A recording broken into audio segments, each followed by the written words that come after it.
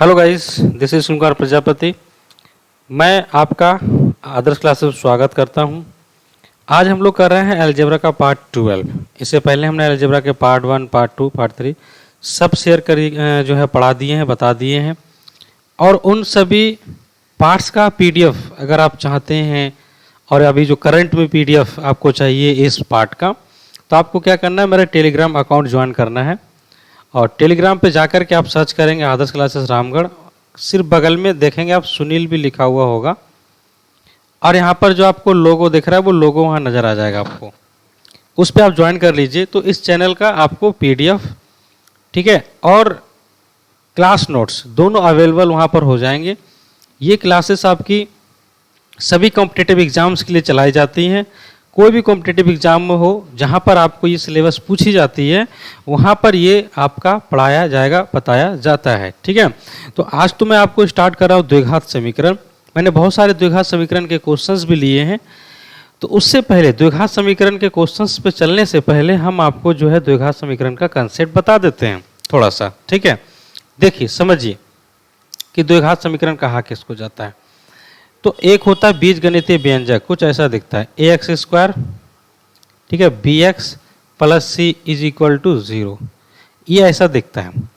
यहाँ पर कुछ कुछ बातें हैं जहाँ जो चीज़ आपको याद रखनी है। देखो क्या, सबसे पहली बात आप ये याद रखें कि ए कॉमा बी कॉमा सी सबकी सब क्या है, वास्तविक संख्याएं, यानी कि इनको हम रियल नंबर बोलते हैं। क्या बोलते हैं इनको? रियल, मतलब वास्तविक संख्याएं होती हैं। ठीक है, सबकी सब वास्तविक संख्याएं होती हैं। लेकिन सबसे महत्वपूर्ण बात जो है वो आपको ये याद रखनी होती है, ए की जो वैल्यू है वो नॉट इक्वल टू 0 होती है। नॉट इक्वल टू का साइन लगाता हूँ, ठीक है। ए की जो वैल्यू है वो नॉट इक्वल टू 0 होती है। तो ए की वैल्यू नॉट इक्वल टू 0 क्यों होती है? जैसे ये जो ए है वो नॉट इक्वल टू 0 होगा, है ना। अगर ए की वैल्यू 0 आ जाएगी तो एक्स स्क्वायर वाला टर्म ही 0 बन जाएगा, तो फिर ये आपका क्वाड्रेटिक इक्वेशन नहीं रहता, यानी कि द्विघात समीकरण नहीं रहता। तो ये सबसे पहली कंडीशन है, ठीक है। और द्विघात समीकरण के अगर हम मूल के बारे में बात करें तो मूल जो है वो इसके 2 होते हैं। कितने होते हैं? 2 होते हैं। 2 से ना ज़्यादा ना 2 से कम, 2 मूल होते हैं। तो जनरली मूल को रिप्रेजेंट करने के लिए 2 वर्ड्स का यूज करते हैं, एक होता है अल्फा और एक होता है बीटा। 2 मूल्स का हम लोग जनरली यूज करते हैं, एक अल्फा और एक बीटा। तो ये जो मूल है वो होते क्या हैं? ये होते हैं उस वेरिएबल यानी उस चर का मान जिस चर में आपका द्विघात समीकरण दिया जाता है। और ये जो मान है ना, ये जो अल्फा और बीटा है, ये किसी चर का मान है। तो ये मान आपके दिए गए द्विघात समीकरण को क्या करते हैं? संतुष्ट करते हैं। यानी कि हम क्या बोल रहे हैं? हम बोल रहे हैं x बराबर अल्फा और x बराबर बीटा। तो ये क्या है? x की मान है 2, अल्फा और बीटा। तो अगर आप इसमें अल्फा रखेंगे और बीटा रखेंगे तो इस द्विघात समीकरण को क्या करेंगे? संतुष्ट करेंगे। क्या करेंगे? संतुष्ट करते हैं, उसको संतुष्ट करते हैं। संतुष्ट का मतलब क्या हुआ कि LHS, ठीक है, LHS और RHS ये दोनों चीज़ें क्या हो जाती हैं? आपस में बराबर हो जाती हैं। जब हम किसी भी इनमें से कोई भी एक वैल्यू को पुट कर देते हैं तो ये आपस में बराबर हो जाती है। इसलिए इनको क्या कहा जाता है? द्विघात समीकरण का मूल्य कहा जाता है, या फिर शून्यक भी कहते हैं। ठीक है, द्विघात समीकरण का, ठीक है, द्विघात समीकरण का क्या कहा जाता है? मूल्य कहा जाता है। क्या कहा जाता है? मूल्य कहा जाता है। ठीक है, अब रही बात ये कि द्विघात समीकरण हम पहचानेंगे कैसे, है ना। How we can recognise the द्विघात समीकरण, यानी कि जो आपका द्विघात समीकरण है, यानी कि जो क्वाड्रेटिक, कैसे पहचानेंगे? तो उसमें जो चर होता है ना मेरे भाई, देखो ये चर है, ये क्या है? चर। तो चर की अधिकतम घात 2 होनी चाहिए। ठीक है, चर की अधिकतम घात 2 होनी चाहिए। अगर अधिकतम घात 2 नहीं है चर की, यानी कि चर की जो घात है अगर वो 2 नहीं है तो वो आपका क्या कहलाएगा? मतलब चर की घात अगर 2 नहीं है तो वो आपका द्विघात समीकरण नहीं कहलाएगा। तो चर की घात कितनी होनी चाहिए? चर की घात 2 होनी चाहिए।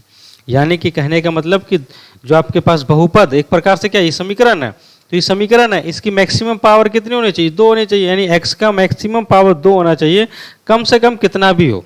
ठीक है, मैं लिख दे रहा हूं कि चर की घात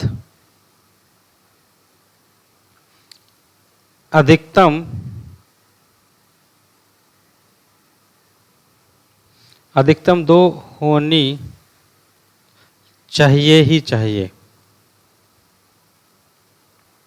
ठीक है, होनी चाहिए, चाहिए, मस्ट है। दो तो होनी ही चाहिए, उससे कम भी हो तो कोई दिक्कत नहीं है। अब जैसे इसका आपको मैं एंटी दिखाता हूँ, जैसे देखो अगर मैं लिखा x प्लस 1, तो मुझसे किसी ने पूछा कि द्विघात है, मैं बोलूँगा नहीं, ये द्विघात नहीं है। क्यों? क्योंकि यहाँ पर x का पावर 1 है। अगर मुझसे किसी ने पूछा x का पावर 3, एक्स स्क्वायर प्लस 1, है ना, बताओ ये क्या द्विघात है? मैं बोलूँगा नहीं, ये द्विघात नहीं है, क्योंकि इसमें x का पावर अधिकतम 3 है, इसलिए आपका द्विघात नहीं है। समझ गए बात को? तो यही कारण है कि द्विघात हम किसको बोलेंगे? हमेशा उसको बोलेंगे द्विघात जिसकी मैक्सिमम पावर कितनी है ना, मैक्सिमम पावर x की जो है वो 2 हो। तो कैसे कैसे एक्सप्रेशन आपको देखने को मिल सकता है, जैसे x square plus 3x plus 1, ठीक है, ये हो गया x plus 1 upon X is equal to 2, ये इसको आप सॉल्व करेंगे तो एक्स स्क्वायर माइनस 2x है ना प्लस 1 इज इक्वल टू 0, ऐसा मिल जाएगा। तो देखो इसमें भी इसकी मैक्सिमम घात कितनी, तो ये भी द्विघात समीकरण है, ठीक है। 3x स्क्वायर 4x प्लस 1, ये भी आपका द्विघात है, ठीक है। x का पावर 2 7 प्लस 1, ये भी आपका द्विघात है ना। एक्स स्क्वायर प्लस 1, ये भी आपका द्विघात है। एक्स स्क्वायर प्लस 3x, ये भी आपका द्विघात है। ये सब आपके द्विघात समीकरण के क्या हैं? उदाहरण है, ठीक है। चलो आइए अब बात करते हैं आगे। तो आगे क्या बात करना है? आगे ये बात करना है कि द्विघात समीकरण के मूल को निकाला कैसे जाता है। तो द्विघात समीकरण के मूल को निकालने के बहुत सारे तरीके हैं, है ना। मूल को निकालना, ठीक है, मूल को निकालना। तो मूल को निकालने के लिए आप 3 तरीके जो है यूज कर सकते हैं। सबसे पहला तरीका जो आप यूज कर सकते हैं वो है आपका गुणनखंड का तरीका, ठीक है, गुणनखंड का तरीका, ठीक है। दूसरा तरीका क्या है? दूसरा तरीका है आपका पूर्ण वर्ग विधि, है ना। पूर्ण वर्ग छूट गया, वर्ग भी लिख देते हैं, पूर्ण वर्ग विधि। अब ये सब चीज़ें आपने क्लास 10 में पढ़ रखी हैं, ठीक है। जितनी भी चीज़ मैं बता रहा हूँ पूर्ण वर्ग विधि, ये सब आपने क्लास 10 में पढ़ रखी है, ठीक है, पूर्ण वर्ग विधि। तीसरा क्या है बच्चों, सॉरी दोस्तों, तीसरा होता है आपका श्रीधराचार्य फार्मूला, श्रीधराचार्य सूत्र। श्रीधराचार्य सूत्र, ये क्या होता है श्रीधराचार्य सूत्र? देखिए इसको समझने की जरूरत है। जैसे हमारे पास अगर कोई द्विघात समीकरण है ax square bx plus C is equal to 0, तो इसके मूल्य को निकालने के लिए हम फार्मूला यूज करते हैं माइनस बी प्लस माइनस, ठीक है, root under B square minus 4ac divided by 2a। अगर आपको इसका पूरा प्रूफ करना पढ़ना है या फिर आपको पूरा चैप्टर पढ़ना है, समझना बात को, या आपको इसका प्रूफ पढ़ना है या फिर द्विघात समीकरण का पूरा चैप्टर पढ़ना है, इंग्लिश में या हिंदी में, जिसमें भी आपको पढ़ना है, ठीक है, मेरे होम पेज पे जाना, चैनल के होम पेज पे जाना, वहाँ पर एक चैनल आपको नजर आएगा, कौन सा? सुनील पाठशाला। उस चैनल पे आप क्लिक करना, वहाँ पर पूरा आपको क्वाड्रेटिक इक्वेशन का क्या मिल जाएगा? एक प्लेलिस्ट मिल जाएगा। तो वहाँ पर आप शुरू से लेकर के लास्ट तक के वीडियोस को आप देख सकते हो, टोटल क्लियर हो जाएगी। ये जो चैनल है जिसमें मैं सिर्फ आपको कॉम्पिटिटिव मैथमेटिक्स के बारे में ही पढ़ाता हूँ, चाहे वो जनरल साइंस हो, कॉम्पिटिटिव मैथमेटिक्स हो, सिर्फ वही पढ़ाई जाती है। लेकिन सुनील पाठशाला जो मेरा चैनल है, वहाँ पर मैं एकेडमिक क्लास लेता हूँ, 9 का, 10 का, 11 का, 12 का, बहुत सारी क्लासेस मैं वहाँ पर लेता हूँ, ठीक है। अब देखिए जो रूट के अंदर में जो चीज़ है, ये रूट के अंदर में ये क्या कहलाता है? ये कहलाता है विभक्त कर। लेकिन इंग्लिश में इसको क्या कहते हैं? इंग्लिश में इसको बोलते हैं डिस्क्रिमिनेंट। क्या कहलाता है? ये आपका कहलाता है डिस्क्रिमिनेंट, ठीक है। ये जो डिस्क्रिमिनेंट ये करता क्या है? ये जो हमारे मूल होते हैं ना, मूल की प्रकृति बताता है। ये क्या बताता है? मूल की प्रकृति बताता है, ठीक है, मूल की प्रकृति बताता है। तो ये जो बी स्क्वायर माइनस 4ac है, इसको हम क्या लिखते हैं? इसको हम लिखते हैं डी। क्या लिखते हैं इसको? डी, ठीक है। ये मूल की प्रकृति बताता है आपका। देखो अब 3 केसेस उठते हैं यहाँ पर, क्या कि यदि डी की वैल्यू जो है वो आपका क्या आ जाए? 0 आ जाए, डी की वैल्यू 0 आ जाए। अब सोचिए जब डी की वैल्यू 0 आ जाए, मतलब कहने का क्या कि ये वाला वैल्यू 0 आ जाए, तो ये वाली वैल्यू अगर 0 आ जाएगी तो x बराबर क्या आ जाएगा? x बराबर आ जाएगा आपके पास minus B divided by 2a। तो इसको बोलते क्या? इसको बोलते हैं मूल जो है वो समान है। कैसे है? समान है। मूल समान है और वास्तविक भी है, समान भी है और वास्तविक भी है, ठीक है, पहला केस। दूसरा क्या है? दूसरा ये कि डी की वैल्यू अगर 0 से बड़ी आ जाए तब हमारे पास मूल क्या होते हैं, तब हमारे पास जो हमने लिखा है x बराबर, ठीक है, minus B plus minus root under यहाँ पर डी आ जाएगा और डिवाइडेड बाई 2 है। तो इस केस में क्या होंगे मूल, इस केस में जो मूल होंगे वो होंगे असमान। क्या होंगे, असमान। असमान मूल होते हैं और वास्तविक तो होंगे ही, वास्तविक तो होते हैं लेकिन असमान होते हैं। तीसरा क्या होता है, तीसरा होता है कि डी की वैल्यू अगर 0 से छोटी है तो उस केस में हम क्या लिखते हैं, हम लिखते हैं कि मूलों का अस्तित्व है ना, मूलों का अस्तित्व। जैसे कहने का मतलब क्या, उसको क्या लिखोगे, x is equal to minus B plus minus root under minus D, ऐसे करके नेगेटिव है ना, तो डिवाइडेड बाई 2 है। तो हम क्या लिखेंगे, मूलों का अस्तित्व नहीं है, मूलों का अस्तित्व नहीं है, ठीक है, मूलों का अस्तित्व नहीं है, ये हम लोग लिखते हैं। तो ये हुआ आपका एक लिटिल कंसेप्ट क्वाड्रेटिक इक्वेशन का। बाकी मैंने कहा ना, बहुत डिटेल में अगर आपको पढ़ना है तो मेरा एकेडमिक वाले चैनल पे आपको जाना होगा। वो कहाँ मिलेगा, वो आपको इसी चैनल के होम पेज पे मिल जाएगा, ठीक है, वहाँ से आप जा सकते हो। तो वहाँ पर जाकर के आप पूरे जो आपको, चाहे आपको अलजेब्रा का कोई भी पार्ट पढ़ना हो, क्लास 10 का कोई भी चैप्टर पढ़ना हो आपको, आप वहाँ जाकर के पढ़ सकते हो, ठीक है। ट्रिग्नोमेट्री इवन कोई भी 11 12 को कोई भी चैप्टर आपको पढ़ना हो वहाँ आपको मिल जाएगा, ठीक है। चलिए अब बात करते हैं इसके क्वेश्चंस पर। तो सबसे पहला क्वेश्चन देखिए क्या है, थोड़ा जल्दी जल्दी करेंगे। सबसे पहला क्वेश्चन है कि निम्नलिखित में से कौन सा समीकरण एक द्विघात समीकरण है। तो अब देखिए ये दे रखे हैं क्वेश्चंस, अब आपको पहचानना कि कौन सा द्विघात समीकरण है, ठीक है, कौन सा द्विघात समीकरण है। अब देखिए यहाँ पर अगर आप इसके बारे में बात करें तो ये आपका द्विघात समीकरण क्यों नहीं, इसके पीछे का कारण बताता हूँ। क्योंकि रूट के अंदर में ना 3 भी और x भी है, तो root under 3 multiply root under x, यानी x का पावर जो है वो पूर्णांक नहीं है, इसलिए ये आपका द्विघात नहीं है। इसके बारे में सोचो, ये इससे मल्टीप्लाई हो जाएगा तो क्या बन जाएगा, x का पावर 4, तो द्विघात तो नहीं रहा, ज़्यादा पावर हो गया। यहाँ देखिए आप इसको गुना करेंगे तो आपके पास एक्स स्क्वायर आएगा, लेकिन बराबर में भी एक्स स्क्वायर है तो कट जाएगा, इधर बराबर में भी तो एक्स स्क्वायर है ना, कट जाएगा ना। और जैसे ही कटेगा तो कहानी क्या हो जाएगी, खत्म। कटेगा नहीं, सॉरी कटेगा नहीं, ये एक्स इधर भी आके गुना हो जाए तो एक्स का पावर 3 आ जाएगा, यानी एक्स स्क्वायर आएगा, इधर एक्स का पावर 3 आएगा, तो मैक्सिमम पावर कितना आ जाएगा, 3, कटेगा नहीं, सॉरी मैक्सिमम पावर 3 आ जाएगा, इसलिए ये द्विघात समीकरण नहीं होगा।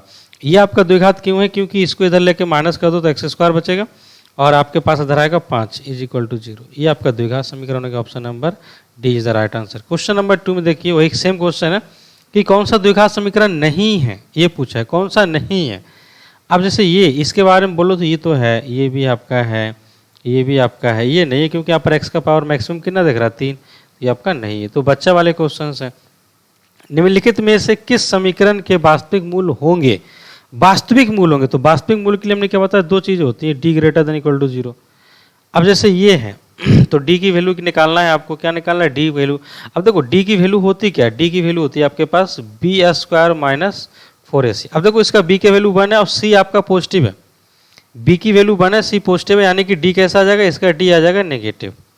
तो इसी का मूल वास्तविक, इसका जो मूल है वो क्या बोलते हैं, वास्तविक नहीं है, इसके जो मूल है वो वास्तविक नहीं है। कैसे करके देख लो ना, बी की वैल्यू कितनी है 1, तो 1 का स्क्वायर क्या आएगा 1, तो 4 मल्टीप्लाई ए मल्टीप्लाई सी का वैल्यू 6, तो 1 माइनस कितना है 24 आया ना, तो माइनस 23 आया, देखो नेगेटिव आया, तो इसके मूल वास्तविक नहीं है, ऑप्शन नंबर ए।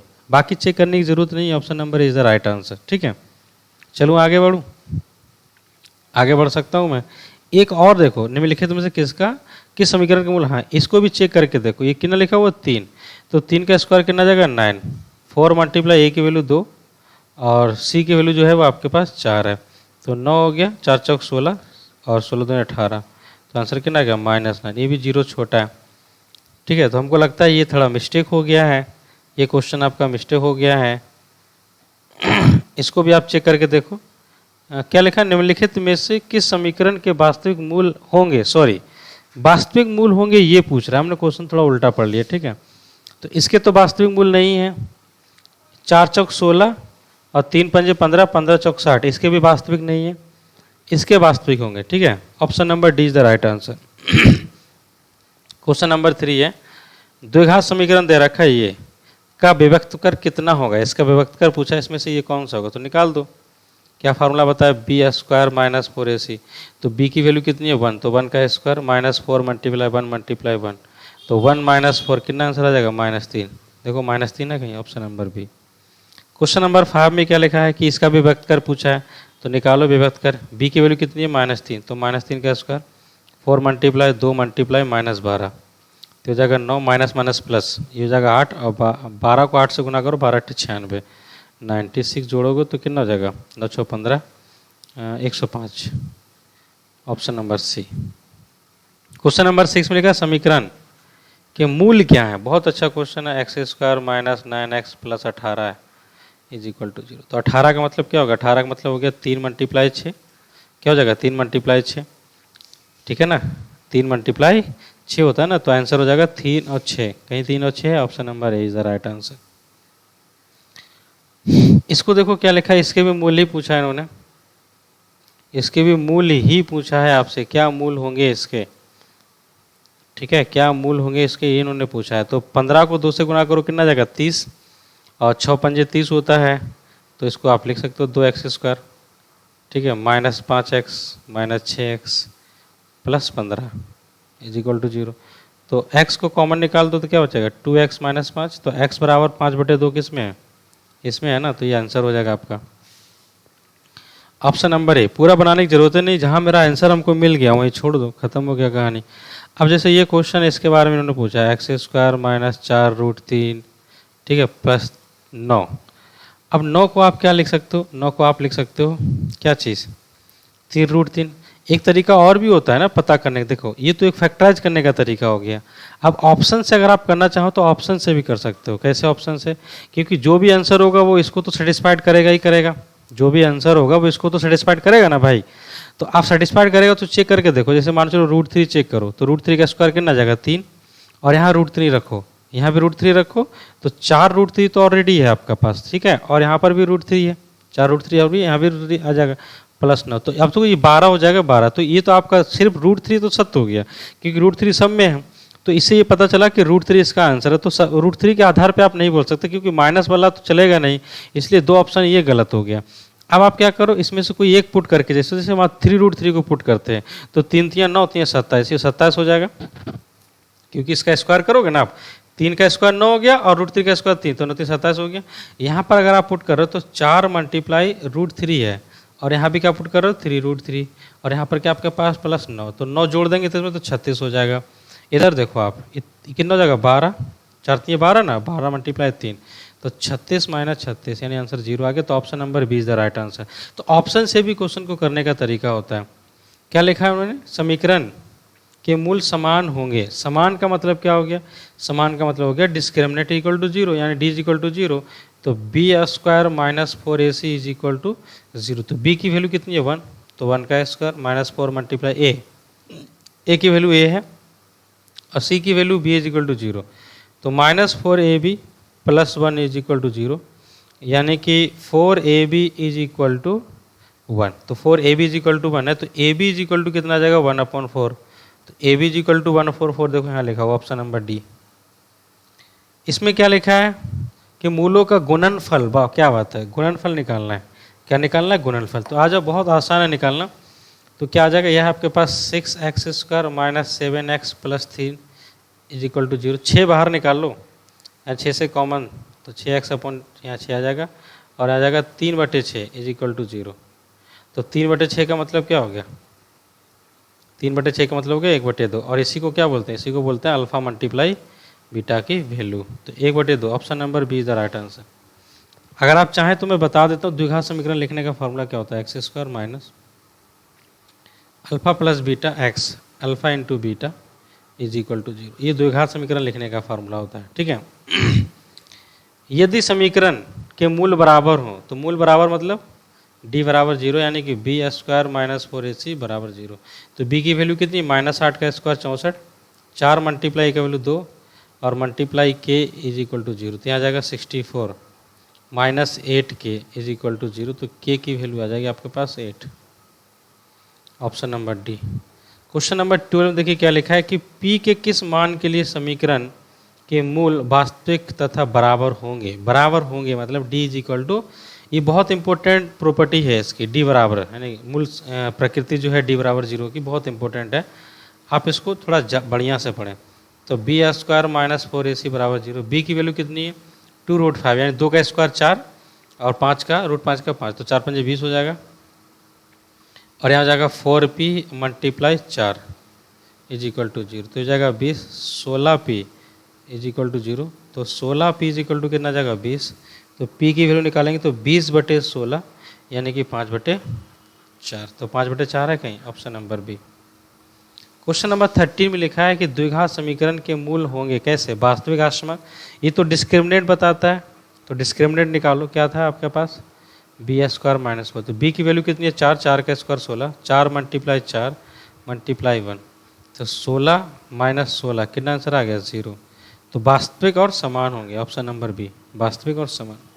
इसमें क्या लिखा है, यदि समीकरण kx² minus 6x plus 13k is equal to 0 के मूलों का योग तथा गुणनफल बराबर है। योग और गुणनफल बराबर है, मूलों का योग तथा गुणनफल। योग का मतलब क्या हो गया अल्फा प्लस बीटा, और गुणनफल का मतलब हो गया अल्फा इंटू बीटा।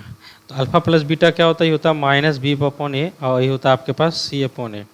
तो क्या हो जाएगा, माइनस b की वैल्यू कितनी है 6, तो हो जाएगा -6 है तो प्लस हो जाएगा, और a की वैल्यू कितनी थी k, और गुणनफल का मतलब क्या होगा c/a, तो c की वैल्यू कितनी है आपके पास 3k, और a की वैल्यू कितनी है आपके पास k, ये k से k कटा, तो आंसर क्या आ जाएगा आपके पास, k से k तो कट गया एक बार, -b/a और c/a, तो b की वैल्यू -6 थी तो +6 हो गया k, उसके बाद 3k/k, ठीक है 3 बचा, तो k से k तो कट गया, तो 6/k इज इक्वल टू 3, 3 से काटा 2 बार में, तो k की वैल्यू आ जाएगी 2 है, option number A is the right. 15 number में देखिए क्या लिखा है कि p के किस मान के लिए मूल्य क्या है, भिन्न तथा वास्तविक होंगे। भिन्न तथा वास्तविक, बहुत अच्छा, भिन्न तथा वास्तविक का मतलब d ग्रेटर देन 0। चलो पुट करो, तो b² minus 4ac greater than 0, तो b की वैल्यू 4, 4 का square 16, 4 multiply a multiply c का वैल्यू p ग्रेटर देन 0, तो -4p ग्रेटर देन -16, तो माइनस से गुना कर दो तो 4p लेस देन 16 हो जाएगा, तो p लेस देन 4 हो जाएगा, p less than 4, option number ए। क्वेश्चन नंबर 16 में लिखा है कि एक द्विघात समीकरण के मूलों का योगफल जो है -2 तथा गुणनफल -4 है। अब देखो मैंने फार्मूला लिखा है ना आपको, अल्फा प्लस बीटा एक्स और alpha into beta is equal to 0, तो योगफल और गुणनफल, योगफल -2 है ना, तो माइनस माइनस प्लस हो जाएगा 2x, और गुणनफल कितना दे रखा है -4, तो x² plus 2x minus 4, x² plus 2x minus 4, option number C. क्या लिखा है इन्होंने, यदि समीकरण ये दे रखा कि मूल अल्फा तथा बीटा है, तो 1/अल्फा प्लस 1/बीटा क्या होगा, तो आ जाओ alpha plus beta divided by alpha beta आ जाएगा, तो अल्फा प्लस बीटा कितना हो जाएगा, वो हो जाएगा आपके पास -5/3, और अल्फा इंटू बीटा कितना हो जाएगा -7/3, तो 3 से 3 कटा तो आंसर आ गया -5/7, माइनस माइनस कटा तो 5/7, 5/7 है, ऑप्शन नंबर सी।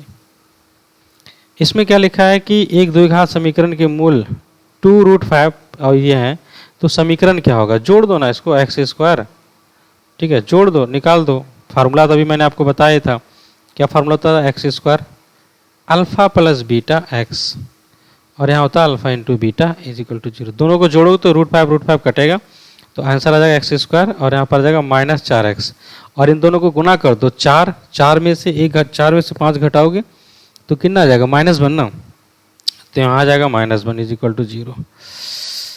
हाँ, option number A is the right answer. Question number 19 देखिए क्या लिखा कि ये दे रखा है कि अल्फा बीटा इसके रूट्स हैं, तो इसका फार्मूला, अब अल्फा का क्यूब और बीटा का क्यूब, क्या मतलब ये कि अल्फा प्लस बीटा का क्यूब, ठीक है, और यहाँ पर आएगा आपके पास -3 अल्फा बीटा, और यहाँ आएगा अल्फा प्लस बीटा, ऐसे करके चलो निकाल लो। तो अल्फा प्लस बीटा की वैल्यू कितनी है -p है ना, यानी कि p आ जाएगा, तो p का क्यूब आ जाएगा ऐसे करके, क्योंकि a की वैल्यू 1 है ना, और अल्फा इंटू बीटा की वैल्यू कितनी आ जाएगी q, तो आप यहाँ पर लिख सकते हैं q ऐसे करके, और प्लस में तो आप जान रहे क्या है p है, ऐसे करके आप p लिख लिया आपने, तो क्या आंसर आ जाएगा p का पावर 3, और यहाँ आ जाएगा 3pq, p का पावर 3, p का पावर 3 और 3pq, option number D is the right answer. इसमें क्या लिखा है, यदि ये है ना अल्फा बीटा इसके रूट्स हैं, तो इसकी वैल्यू क्या होगी, ये इन्होंने पूछा है, तो alpha upon beta plus beta upon alpha क्या हो जाएगा, alpha square plus beta square divided by alpha beta. अब अल्फा स्क्वायर बीटा स्क्वायर को आप क्या लिख सकते हो, अल्फा प्लस बीटा का होल स्क्वायर, है ना, -2 अल्फा बीटा, और डिवाइड में क्या हो जाएगा, अल्फा बीटा। तो अल्फा प्लस बीटा की वैल्यू देखो क्या हो जाएगा, पी, तो ये जाएगा पी का स्क्वायर, और बीटा की वैल्यू क्या आ जाएगी, मल्टीप्लाई की वैल्यू आ जाएगा क्यू, तो यहाँ लिखो क्यू, और डिवाइड में क्या आ जाएगा आपके पास, अल्फा, अच्छा 2 भी होगा ना, तो 2 भी लिखाएगा, और अंदर आ जाएगा, नीचे आ जाएगा क्यू। तो देखो कोई आंसर है, मिला के देखो। हाँ, option number A is the right answer. Question number 21 में लिखा है कि अल्फा बीटा इसके रूट्स है, तो इसकी वैल्यू क्या होगी।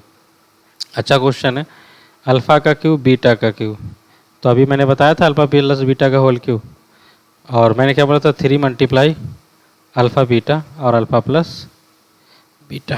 देखो क्या आंसर आएगा, अल्फा प्लस बीटा की वैल्यू 8/3, तो 8/3 मतलब 512/27, और मल्टीप्लाई कितना जाएगा, 2/3, 2/3, और यहाँ पर कितना था आपके पास 8/3, तो 3 से 3 कटा, यह जाएगा 512/27, और यह जाएगा 16/3, तो 27 तो एलसीएम आ जाएगा, ये जाएगा 512, 9 बार में जाएगा 16 9 144, तो माइनस करो, 12 में से 4 गया तो बचा 8, और 10 में से 4 गया तो बचा आपके पास 6, और फिर उसके बाद 4 में से गया तो बचा आपके पास 3 और 27, 368/27, ऑप्शन नंबर बी।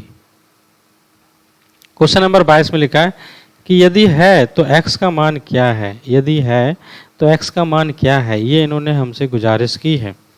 तो गुजारिश क्या करना है, ऑर्डर दे लो तो हो जाएगा आपके पास, देखो क्या आंसर, पेन को थोड़ा सेलेक्ट कर लेते हैं, मल्टीप्लाई कर लो, क्या आ जाएगा, 4x² + 4, 5x² - 5, ठीक है, तो सबको उधर लेके आ जाओ, 5x² - 4x² -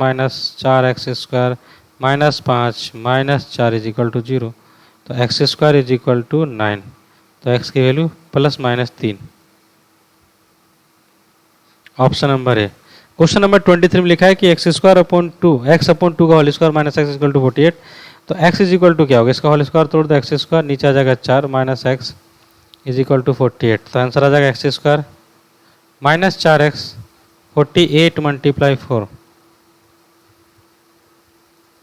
4 से गुना करो, ठीक है, 4 से गुना करो तो कितना आ जाएगा, 8 चौक 32, कितना आएगा, 8 चौक 32 का 2, फिर 4 को गुना तो 4 चौक 16 और 3 19, तो x² - 4x - 192 = 0। अब इसको फैक्टराइज करना, मैं तो बोलूँगा फैक्टराइज करने से अच्छा है कि आप x की वैल्यू पुट करके देख लो। जैसे मान के चलो 16 का स्क्वायर तो 256 होता है, तो पुट करके देखो 256, ठीक है, 256, और 16 चौक 64, और यहाँ पर हो जाएगा आपके पास 192, तो जोड़ो, 4 2 कितना हो गया, 6, और यहाँ पर आ जाएगा, हाँ 256 आ गया, तो ये आंसर होगा, option number A is the right answer.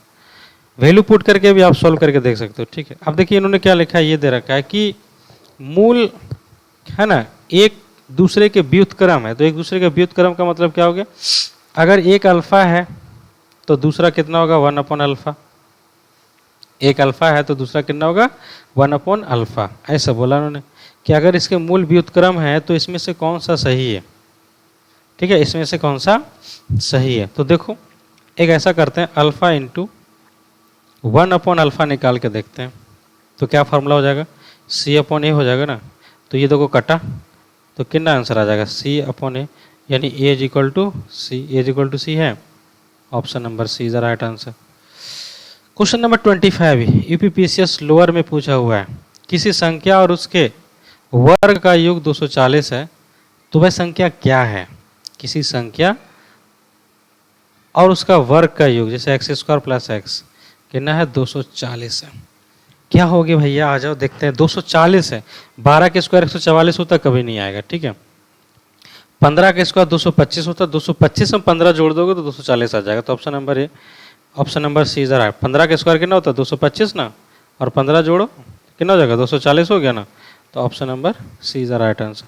Question number 26 में देखिए क्या लिखा है कि यदि द्विघात समीकरण ये दे रखा है इन्होंने कि मूल बराबर हो तो के का मान, बहुत अच्छा क्वेश्चन है, मूल बराबर मतलब d = 0, तो b की वैल्यू कितनी है 3, तो 3 का होल स्क्वायर, 4 मल्टीप्लाई a की वैल्यू 2 और c की value k is equal to 0।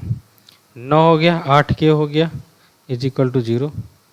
8k हुआ ना, हाँ, तो क्या आंसर आ जाएगा 8k इज इक्वल टू 9, तो k की वैल्यू आ जाएगी 9/8। ठीक है, 9/8, ऑप्शन नंबर ए। 27 में देखिए क्या लिखा है कि A B plus B C plus C is equal to 0, तो इसके मान क्या होगा। अब देखो सबसे पहले इसको सॉल्व करो, क्या लिखा है 1/a² माइनस बी सी।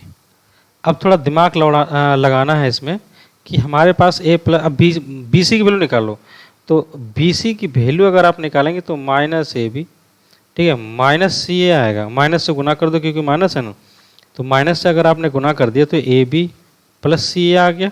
समझ रहे हैं बात को, तो जहाँ बी सी है वहाँ पर हम A B plus C A put कर सकते हैं। तो अब देखिए मैं पूरा लिखने जा रहा हूँ, 1/ क्या है मेरे पास a², तो यहाँ पर क्या आ जाएगा मेरे पास, यहाँ आ जाएगा ए बी और यहाँ आ जाएगा मेरे पास सी ए प्लस, अब मेरे पास सी ए है तो सी ए को छोड़ करके बाकी कौन कौन बचा आपके पास, ए बी बचा और क्या बचा आपके पास बी सी लिख लो। और यहाँ पर मेरे पास क्या है ए बी को छोड़ के जो बचा क्या बचा बी सी प्लस सी ए, ऐसे करके। अब देखो क्या होगा यहाँ से कुछ कॉमन निकलेगा, वो क्या कॉमन होगा, आप ए को कॉमन निकाले तो आंसर आएगा आपके पास ए प्लस बी प्लस सी। यहाँ से आप क्या कॉमन निकालेंगे, यहाँ से कॉमन निकालेंगे आप बी, तो क्या बचेगा आपके पास ए प्लस बी प्लस सी, और यहाँ से भी आप क्या कॉमन निकालेंगे सी, तो बचेगा ए प्लस बी प्लस सी।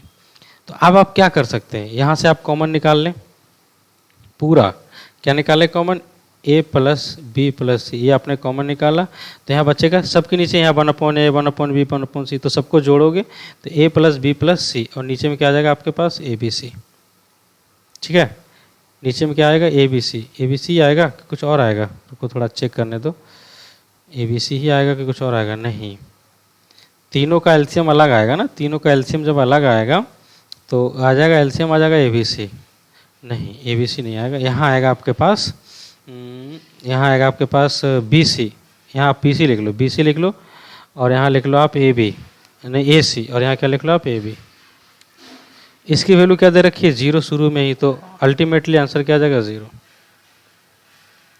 क्या लिखा है इन्होंने, अल्फा बीटा इसके रूट्स हैं, तो क्या आंसर होगा इसका, α² β², तभी तो मैंने बताया था आपको α² प्लस β² का मतलब क्या हो जाता है अल्फा प्लस बीटा, स्क्वायर ही है ना, कुछ और होगा तो फिर दिक्कत होगा, α² β², और क्या आ जाएगा -2 मल्टीप्लाई अल्फा बीटा, ऐसे करके पुट करके देखते हैं क्या आएगा आंसर। देखिए निकालेंगे तो b बटे यानी b² डिवाइड में a², ऐसे करके, और यहाँ आ जाएगा 2 मल्टीप्लाई c/a, तो क्या आंसर आएगा b², ठीक है, -2ac और नीचे आ जाएगा a², b² -2ac a² -2ac और a²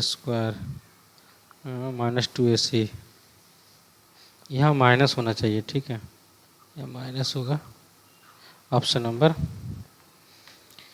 B is the right answer. ठीक है, B is the right answer.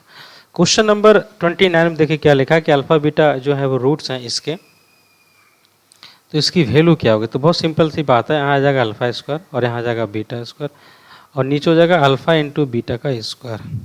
अगर आप इसको तोड़ रहे हैं तो अल्फा प्लस बीटा का होल स्क्वायर, और यहाँ लिखेंगे 2 मल्टीप्लाई अल्फा बीटा और यहाँ आएगा अल्फा बीटा का होल स्क्वायर। चलो वैल्यू पुट करो, क्या आ जाएगा बताओ, b बटे a ना, यानी कि b² डिवाइड बाई a², और ये क्या आएगा 2 मल्टीप्लाई c/a, और नीचे में इसका वैल्यू c²/a²।